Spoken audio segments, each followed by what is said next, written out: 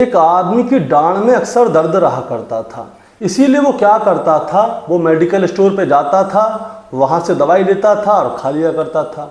लेकिन दोस्तों, जब तक वो दवाई का असर रहता था तब तक तो उसके मुंह का दर्द सही रहता था, लेकिन जैसे ही दवाई का असर खत्म होता तो मुंह में फिर से दर्द हो जाता। वो बहुत ज़्यादा परेशान रहता। तो उसकी पत्नी उससे कहती है कि आप बार बार मेडिकल स्टोर जाते हो, वहाँ से दवाई लेकर आते हो, आपकी बगल में ही शहर के मशहूर डॉक्टर हैं जो कि आपकी डांड का आराम से इलाज कर सकते हैं, आप वहाँ क्यों नहीं जा रहे। तो ये आदमी कहता है कि देखो, पड़ोसी तो है लेकिन वो डॉक्टर बहुत ज़्यादा घमंडी है, मेरी उससे कभी बनती नहीं है, ना राम राम है, ना शाम शाम है, ना दुआ है, ना सलाम है, मैं उसके पास कैसे जाऊँ। तो उसकी पत्नी कहती है कि देखो, आपको वहाँ पे पैसे देने, कोई फ्री में तो इलाज कराना नहीं है, वहाँ जाओ, पैसे दो, अपना इलाज कराओ और आ जाओ। अब ये अपनी पत्नी की बात मान लेता है। अब ये उसी डॉक्टर के पास जाता है, वहाँ पे जाके अपना नंबर लगाता है, पर्चा बनवाता है। लेकिन जैसे ही इसका नंबर आता है तो डॉक्टर पर्चे पे इसका नाम देखते ही पहचान जाता है, अरे ये तो मेरा पड़ोसी है। उसको अंदर बुलाता है, उससे कहता है कि आपने पर्चा क्यों बनवाया, आप तो हमारे पड़ोसी हो, आप तो डायरेक्ट भी हमारे पास आ सकते हो, हम तो आपका ऐसे ही इलाज कर देंगे। तो जैसे ही ये आदमी सुनता है कि यार डॉक्टर तो ये कह रहा है कि आप मेरे पड़ोसी हो, डायरेक्ट आ सकते हो, तो वो कहता है कि साहब आपका पर्चा बनवाना तो ज़रूरी है। तो डॉक्टर कहता है कि नहीं, तुम हमारे पड़ोसी हो और पड़ोसी जो है रिश्तेदार से पहले काम आता है, इसलिए पड़ोसी का साथ हमेशा देना चाहिए।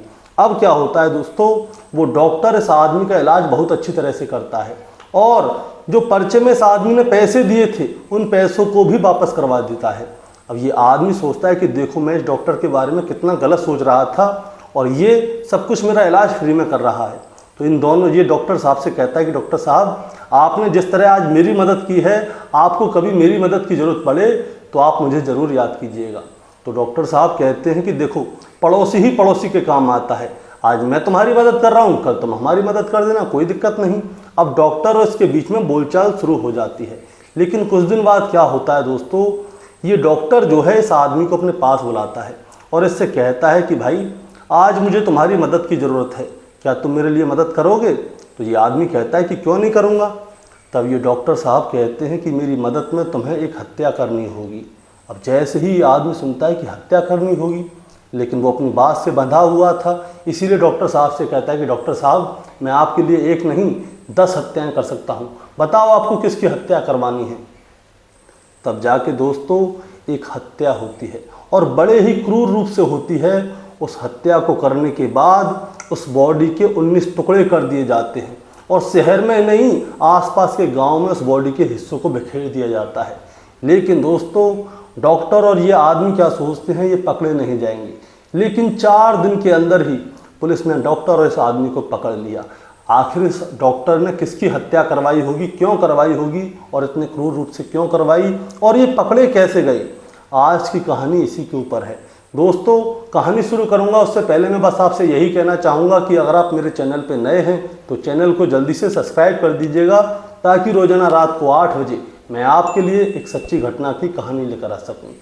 नमस्कार दोस्तों, मैं गौरव शर्मा और आप देख रहे हैं गौरव शर्मा सफ़र। दोस्तों, आज की जो सच्ची घटना मैं आपको सुनाने जा रहा हूँ, ये सच्ची घटना शुरू होती है कर्नाटका प्रदेश के जिला तुमकुरू से। और तुमकुरू जिले का ही एक थाना लगता है कोरटागेरे, और कोरटागेरे थाना क्षेत्र के अंतर्गत एक गांव आता है जिसका नाम है कोलाला। दरअसल दोस्तों, मैं बात कर रहा हूं 7 अगस्त 2025 की सुबह लगभग 10 बजे के आसपास का समय होता है। गांव के लोग अपने अपने काम पर जा रहे होते हैं।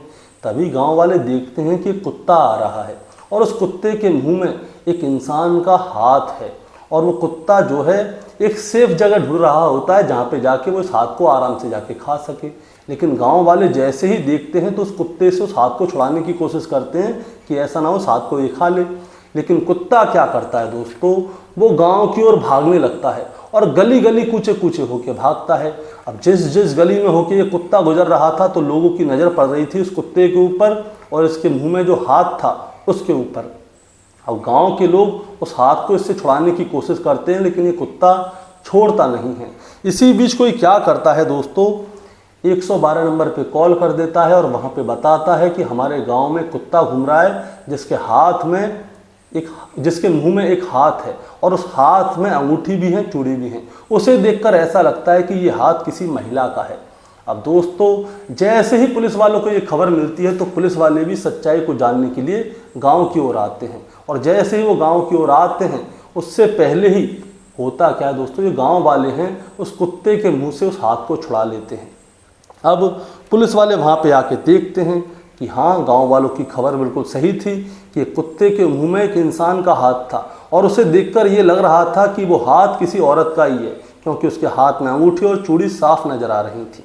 अब दोस्तों ये खबर जो है एसपी साहब तक पहुंच जाती है कि गांव में कुत्ते के मुंह में एक इंसान का हाथ था, और उसे देख के लग रहा है कि महिला का हाथ है। अब एसपी साहब क्या करते हैं दोस्तों, कई सारी टीम बनाते हैं। उन टीमों में चाहे फॉरेंसिक की टीम हो, डॉग स्क्वाड हो, चाहे सर्विलांस की टीम हो, और भी कई टीमें बनाते हैं, और वो साफ साफ हिदायत देते हैं कि ये जिस भी महिला का हाथ है उस महिला का सब भी होगा, उसे जल्द से जल्द बरामद किया जाए, और जिसने भी ऐसा किया है उसे जल्द से जल्द गिरफ्तार किया जाए। अब इसके बाद क्या होता है दोस्तों, जो डॉग स्क्वाड की टीम आती है उस कुत्ते को जो है उस हाथ को सुंघाया जाता है और फिर उसको छोड़ दिया जाता है। इसके बाद ये कुत्ता क्या करता है, गांव से बाहर की ओर भागने लगता है, और पूरे 5 किलोमीटर में दोस्तों ये कुत्ता सर्कल लगाता है। और भी कुत्ते होते हैं, ये कुत्ता नहीं होता, कई कुत्ते होते हैं, उनका पीछा किया जाता है। तब पता चलता है कि लिंगापुर करके एक जगह है, एक नींबू गन करके जगह है, हल्ली है, अरुणाचल नदी का किनारा है, और 2-4 गांव और हैं। उनके पास क्या होता है दोस्तों, जगह जगह पे छोटे छोटे हिस्सों में शरीर के बॉडी के पार्ट होते हैं, कई जगह थैलियों में पैक होते हैं, कई जगह ऐसे ही बिखरे हुए होते हैं। अब पुलिस वाले क्या करते हैं, उन सभी बॉडी पार्ट्स को इकट्ठा कर लेते हैं, और दोस्तों टोटल ये 18 बॉडी पार्ट्स होते हैं। 18 बॉडी पार्ट्स को इकट्ठा कर लिया जाता है, लेकिन दोस्तों एक बॉडी पार्ट जो होता है मिस होता है, वो होता है सर का। यानी कि महिला की पूरी बॉडी इकट्ठी हो चुकी थी, लेकिन जो गर्दन थी वो इकट्ठी नहीं हुई।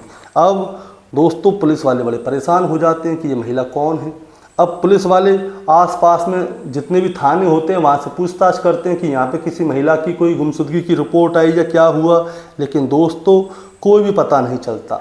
इसीलिए पुलिस वाले क्या करते हैं, एक वायरलेस करते हैं, और वायरलेस में जो है कोरटा गैरेज जो थाना है उसके आसपास तुमकुरू जो है जिला, तुमकुरू जिला और उसके आसपास में जितने भी ज़िले हैं, जितने भी थाने हैं और जितनी भी चौकियां हैं, उन सब जगह एक वायरलेस किया जाता है, और उनसे कहा जाता है कि अगर आपके आसपास से कोई महिला गायब हुई हो, गांव से, चाहे शहर से, चाहे मोहल्ले से, कहीं से भी, तो आप हमें बताइए, क्योंकि हमें एक महिला की बॉडी पाई है।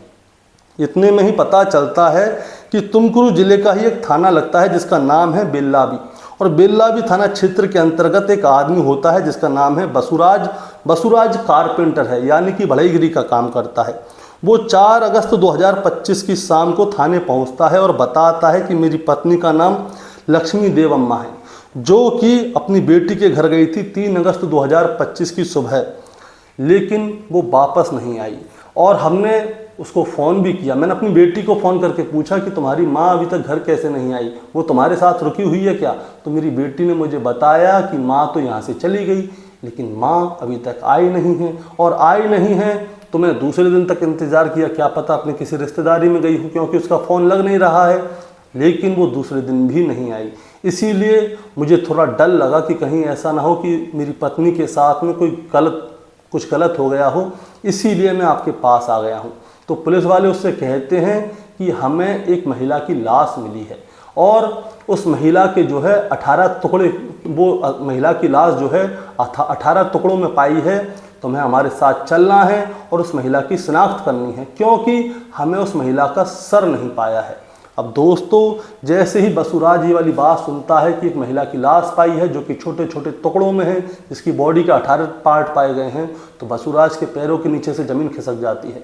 अब मरता क्या ना करता, अब बसुराज जो है पुलिस वालों के साथ जाता है और बॉडी की शिनाख्त करता है, और देखते ही वो पहचान जाता है कि वो उसकी पत्नी की लाश है। पत्नी का नाम दोस्तों मैं बता देता हूँ, लक्ष्मी देवम्मा है। लक्ष्मी देवम्मा की लाश है, ये कैसे पता चला? वो ऐसे पता चला कि लक्ष्मी देवम्मा के हाथ में एक निशान था। उस निशान को देखते ही जो बसुराज है वो तुरंत समझ जाता है कि ये उसी की पत्नी है। अब पुलिस वालों को ज़्यादा नहीं, थोड़ा तो क्लू मिला कि ये महिला कौन है, कहाँ की रहने वाली है, इसकी पत्नी, इसके पति का नाम क्या है, बच्ची का नाम क्या है। अब पुलिस वाले क्या करते हैं, ये देखते हैं कि 3 अगस्त 2025 को जो है लक्ष्मी देवम्मा अपनी बेटी के घर पे गई थी। अब पूरे रास्ते में जितने भी सीसीटीवी कैमरे होते हैं उन सबको सर्च करवाते हैं। दरअसल दोस्तों मैं आपको बताता हूँ, जितने भी गांव के आसपास लक्ष्मी देवम्मा के बॉडी के पार्ट पाए थे वहाँ पे कोई भी सीसीटीवी कैमरा नहीं था, इसलिए कोई भी फुटेज नहीं मिली।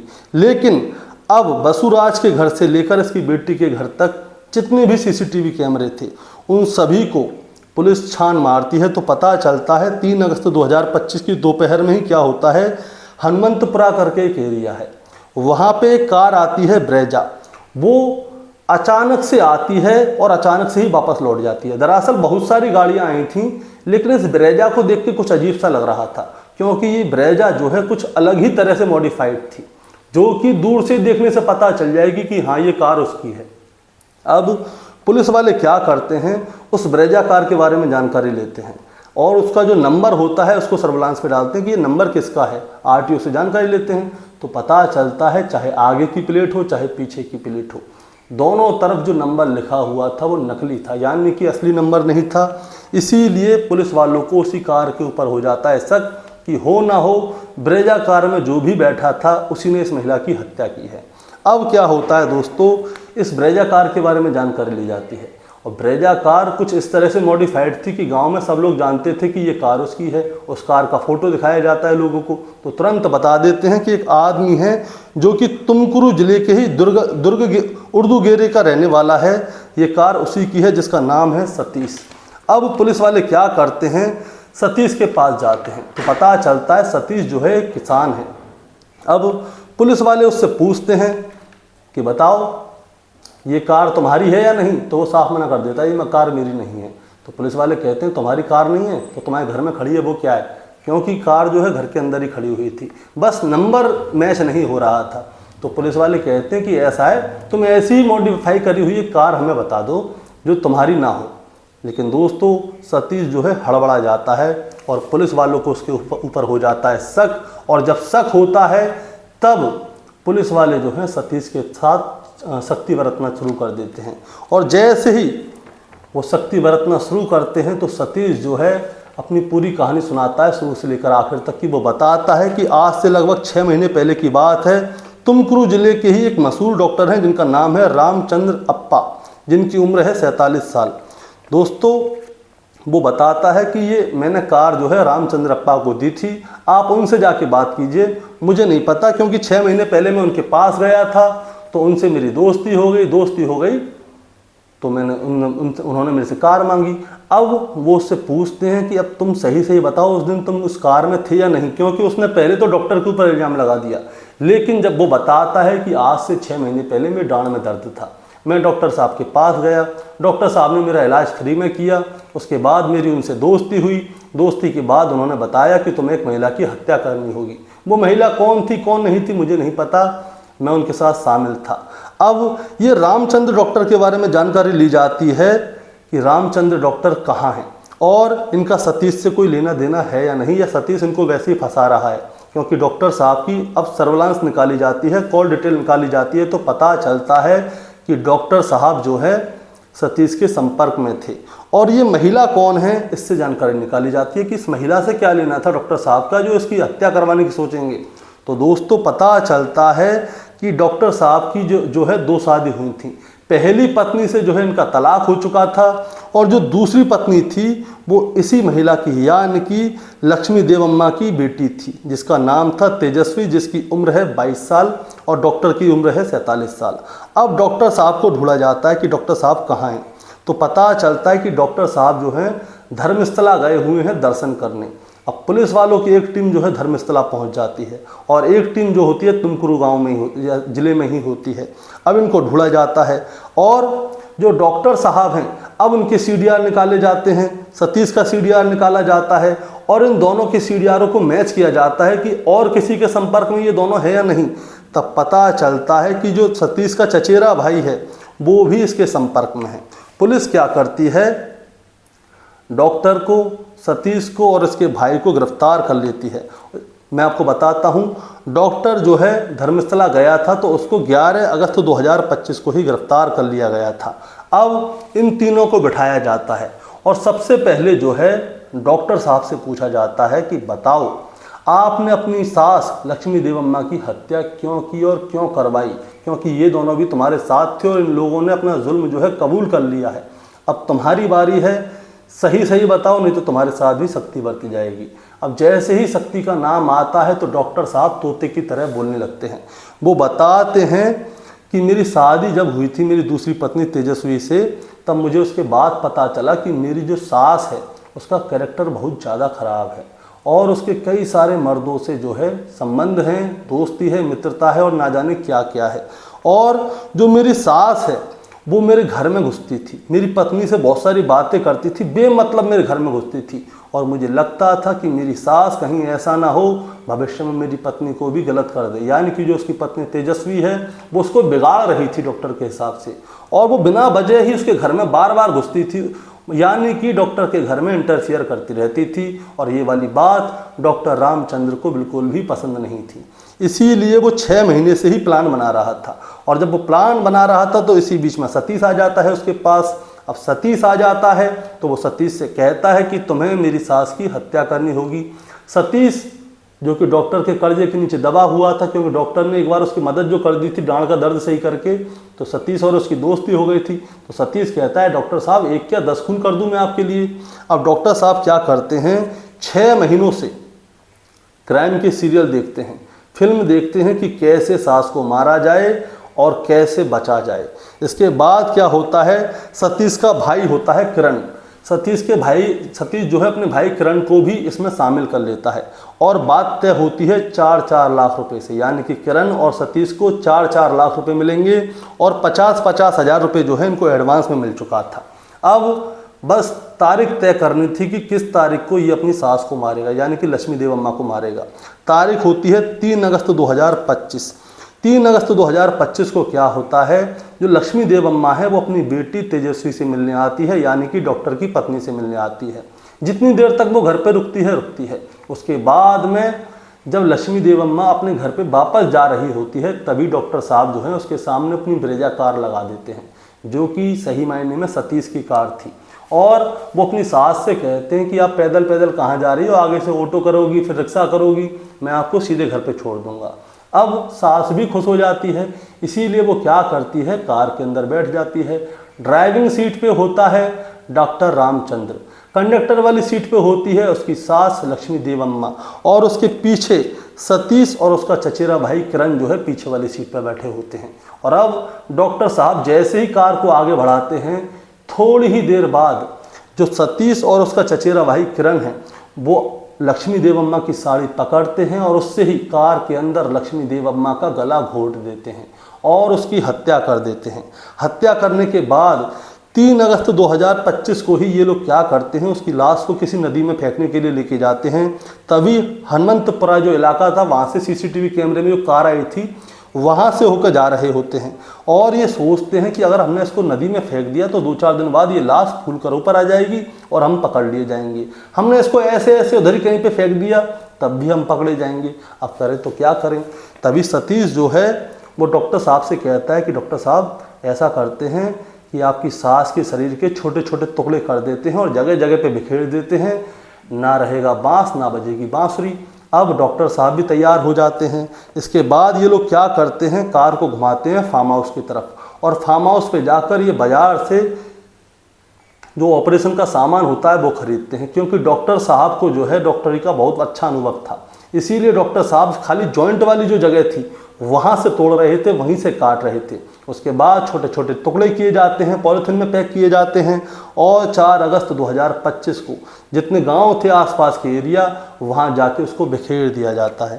दोस्तों अब इसके बाद में डॉक्टर सतीश हो चाहे किरण हो, इन तीनों ने सोचा कि ये लोग पकड़े नहीं जाएंगे क्योंकि लाश तो बिखरी हुई पड़ी है, कभी ये हत्थे नहीं चढ़ेंगे। लेकिन जब पुलिस ने 11 अगस्त 2025 को इस केस का खुलासा किया तो सारी बातें सामने आईं। इन लोगों ने इस लाश के छोटे छोटे टुकड़े कर दिए थे, जगह जगह फेंक दिए थे। लेकिन क्या होता है, एक कुत्ते को जो है लक्ष्मी देवम्मा का हाथ मिल जाता है और कुत्ता उस हाथ को लेकर गांव की तरफ जाता है। गांव की तरफ जाता है तो गांव वाले चौंक जाते हैं, उस कुत्ते को पकड़ने की कोशिश करते हैं, हाथ को छुड़ाने की कोशिश करते हैं। और इसके बाद पुलिस को जब मामला समझ में आता है तो लक्ष्मी देवम्मा की बॉडी के जितने पार्ट थे उन सबको ढूंढा जाता है, तो पता चलता है कि 19 टुकड़ों में लक्ष्मी देवम्मा सिर्फ इसलिए पाई है क्योंकि उसके दामाद डॉक्टर रामचंद्र ने उसकी हत्या अपने साथियों के साथ मिलकर कर दी, क्योंकि उसे अपनी सास के ऊपर शक था कि उसकी सास गलत कैरेक्टर की है और वो उसकी पत्नी को बहलाकर फुसकाकर गलत चीज़ें सिखा देती। दोस्तों, इस कहानी को सुनाने का मतलब आपको परेशान करना या विचलित करना बिल्कुल नहीं है, बस आपको बताना है और जताना है कि डॉक्टर रामचंद्र जो है पिछले 6 महीने से यही प्लानिंग कर रहा था कि कैसे वो अपनी सास को मारे, कैसे बचे और जो उसके साथ में किरण और सतीश हैं वो भी बचे जाएं। लेकिन दोस्तों, आप कितनी भी फिल्म देख लो, टीवी सीरियल देख लो, कहानियाँ सुन लो, कोई फ़ायदा नहीं है। आप कितनी भी चालाक बनने की कोशिश कर लो, पुलिस वाले जब अपने आप पर आते हैं तो वो बाल की खाल क्या, खाल की खाल को भी निकाल देते हैं। इसीलिए डॉक्टर रामचंद्र को पकड़ लिया गया, सतीश को भी पकड़ा गया और किरण को भी पकड़ा गया। अब इस मामले में जो इसकी पत्नी थी तेजस्वी, उसको देखा जाता है कि कहीं ऐसा तो नहीं कि डॉक्टर के साथ में उसकी पत्नी तेजस्वी भी शामिल हो, लेकिन तेजस्वी का इस मामले से दूर दूर तक कोई लेना देना नहीं था। दोस्तों, क्या कहना है आपको इस कहानी के बारे में, आप ज़रा हमें कमेंट में बताएं। चैनल पे नए हैं तो चैनल को सब्सक्राइब करके जाएं ताकि रोजाना रात को 8 बजे मैं एक सच्ची घटना की कहानी आपके लिए लेकर आ सकूं। और जाने से पहले एक बात और, आप अगर हमारे चैनल पे आए हैं तो वीडियो को हाइप कर दें ताकि हमारी वीडियो और भी आगे जा सके और भी लोगों के पास जा सके और हमारा चैनल थोड़ा बहुत बूस्ट हो जाए। नमस्कार।